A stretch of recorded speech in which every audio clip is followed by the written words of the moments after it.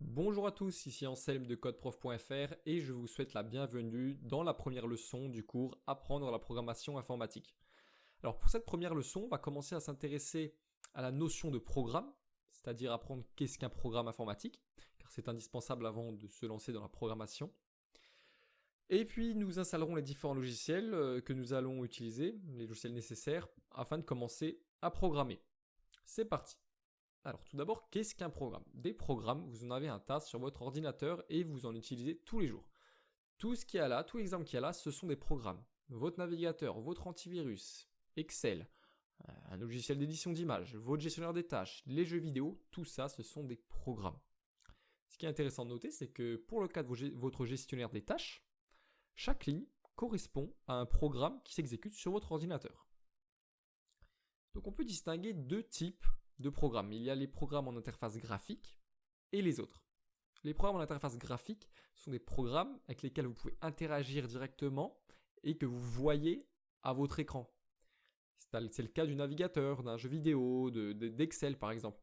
Et il y a les autres programmes qui ne sont pas en interface graphique, c'est-à-dire ceux que vous ne pouvez ne pas voir du tout, qui ne sont pas faits pour être affichés, des programmes qui tournent juste en arrière-plan.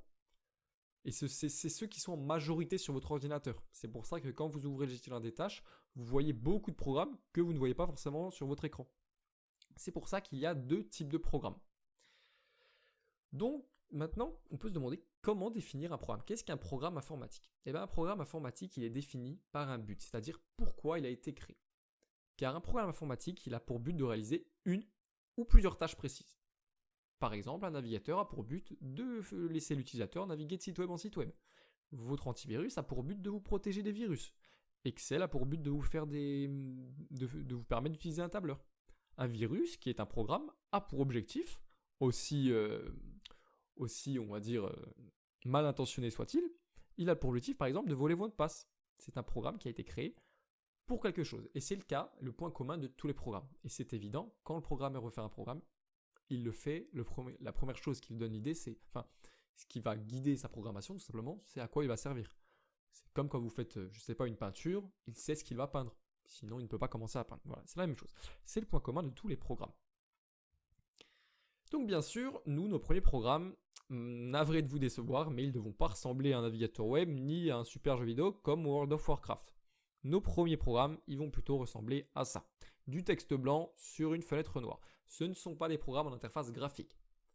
Donc tout à l'heure, je vous ai dit qu'on ne les voyait pas à l'écran, mais on les voit. Mais seulement, notre programme, ce n'est pas la fenêtre. Notre programme, c'est bien ce qu'il y a à l'intérieur de la fenêtre. Voilà. Donc ce sera notre premier programme qu'on va créer. Voilà, c'est juste un programme qui affiche quelque chose à l'écran, c'est tout.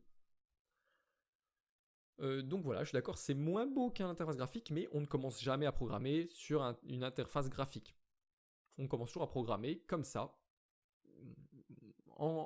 sur un interpréteur. Voilà.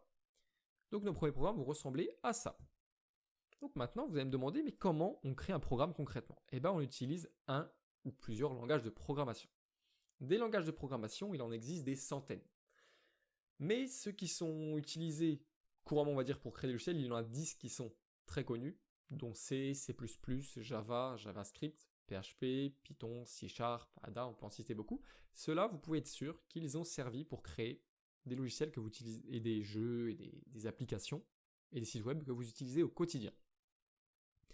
Vous allez me dire pourquoi il y a plusieurs langages de programmation. Pourquoi il n'y a pas un langage commun que tout le monde utilise, ce serait plus simple. Et bien parce que les langages de programmation, ils ne servent pas à faire tous la même chose. Il y a différents langages pour différents usages en fonction de ce qu'on va vouloir créer. Si on veut créer un logiciel, on va plutôt utiliser tel type de langage.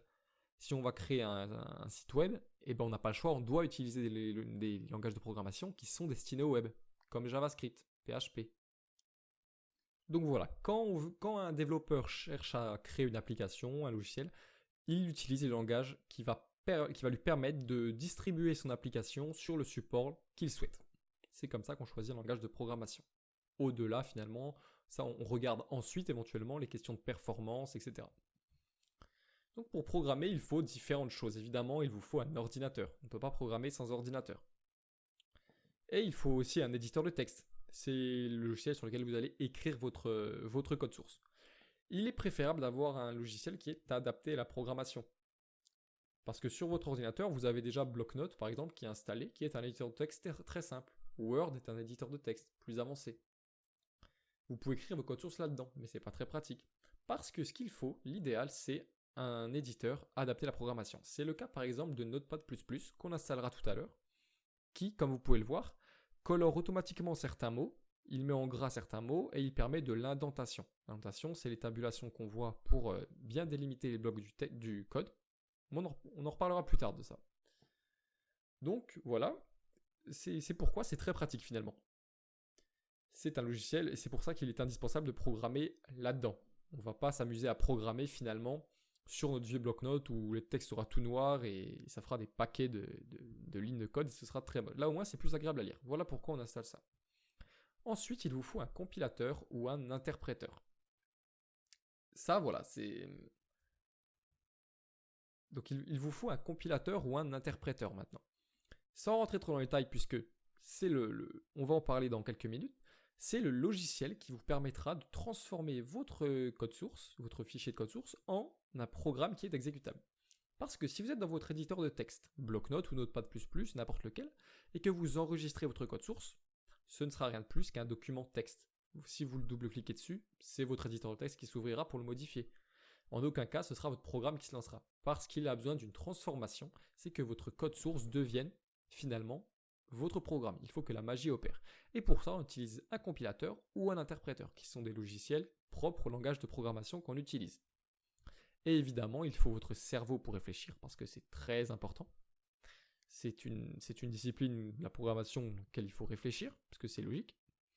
Et il faut également Internet pour se documenter. Donc évidemment, pour programmer, quand on écrit nos textes ou qu'on compile, on n'a pas besoin d'Internet sur le coup.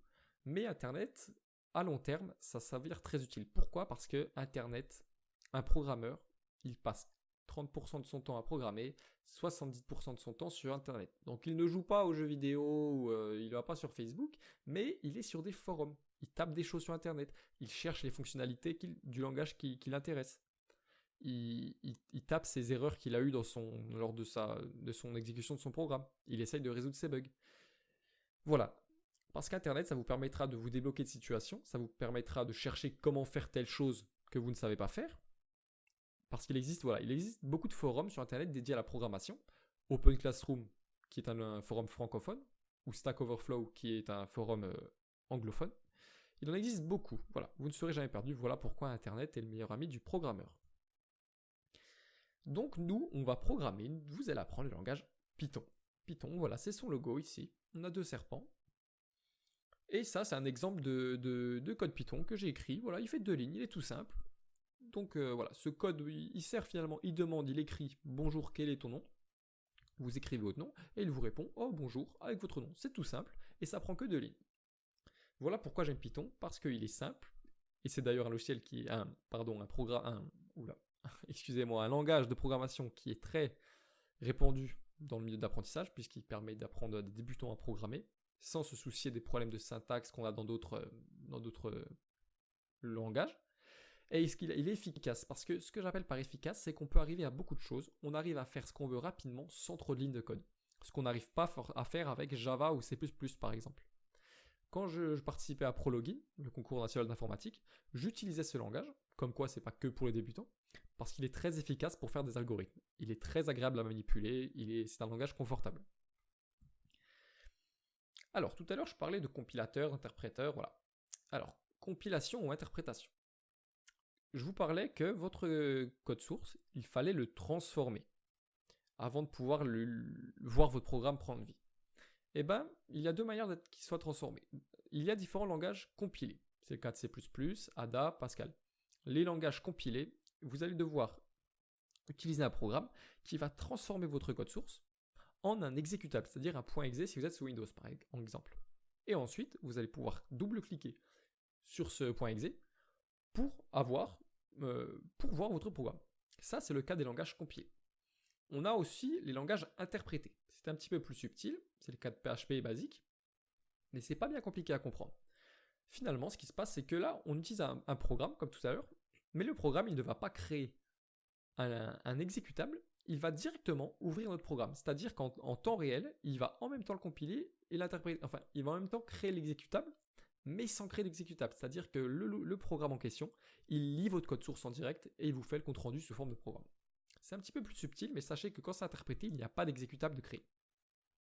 Mais Python, alors, est-ce qu'il est interprété ou compilé? Eh bien, un peu des deux.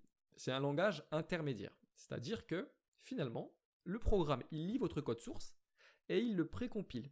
Et il crée finalement un autre fichier qui contient un code source un peu plus barbare. Et ensuite, il y a un autre programme Python qui interprète ce dernier code source précompilé. Ça, évidemment, c'est Python qui s'en charge, vous n'aurez pas à faire ces étapes, c'est lui qui le fait. Donc sachez que voilà, pour votre culture, Python, c'est un langage intermédiaire. Et bien c'est parti, installons le logiciel. Premièrement, on va installer Python. Donc à l'heure où j'écris ce cours, j'ai la version 3.7.4. Donc c'est parti, allons sur python.org pour télécharger cette version. Donc vous arrivez sur la page d'accueil, vous allez dans Downloads, et sur la droite on vous conseille ce qu'il vous faut. Download for Windows, c'est ce qu'il nous faut. On clique là, et ça se télécharge. On attend que ça se télécharge. Et ensuite, on clique dessus. Donc voilà. Une fois qu'on est là, on clique sur Add Python 3.7 to pass. Voilà. Je vous expliquerai plus tard à quoi ça sert, mais c'est plutôt utile de le faire maintenant. Alors, on va faire Install Now. C'est le plus simple. On attend que ce soit installé. Donc, il me semble que c'est plutôt long. Donc, pendant ce temps, on va installer Notepad++. Donc, vous tapez Notepad++ sur Google. Vous arrivez sur un site internet, voilà, qui est celui-ci, avec un petit caméléon. Et vous sélectionnez la version Windows qui vous correspond, 32 ou 64 bits, et vous téléchargez l'installeur. C'est parti. Je clique sur Notepad++. Français, vous faites suivant, vous l'installez où vous souhaitez. Là, je vous conseille de garder le type d'installation personnalisée qu'il vous donne. Ça nous correspond parfaitement, c'est bien. Suivant. Vous créez, si vous le souhaitez, un raccourci sur le bureau. Et ça, je vous conseille de le décocher. Laissez décocher, voilà, et installer. Voilà, fermez, lancez Notepad++. Et voilà comment ça se présente. Donc ça, c'est le change.log, ça nous présente les changements qu'il y a eu lors de la dernière mise à jour. Et là, on peut créer notre nouveau fichier texte, voilà. C'est finalement rien de plus qu'un éditeur de texte. Voilà. Où en est l'installation de Python? Eh bien, setup was successful, c'est super. Maintenant, on n'a plus qu'à fermer et on va quand même vérifier que l'installation s'est bien passée. Ce qu'on va faire, c'est qu'on va taper Python dans la barre de recherche, entrer et on exécute. Si vous voyez cette fenêtre noire s'ouvrir, qui est l'interpréteur Python, c'est que tout va bien. Vous avez bien installé Python, c'est magnifique, on est prêt à débuter à programmer en Python. Eh bien écoutez, la leçon 1 est terminée, merci beaucoup d'avoir regardé. N'hésitez pas à revisionner cette leçon si vous avez de mal ou si vous souhaitez, tout simplement vous avez besoin de plus de temps. Et ben si tout va bien, rendez-vous à la leçon 2. C'était Anselme de codeprof.fr. Bonne journée ou bonne soirée. Au revoir.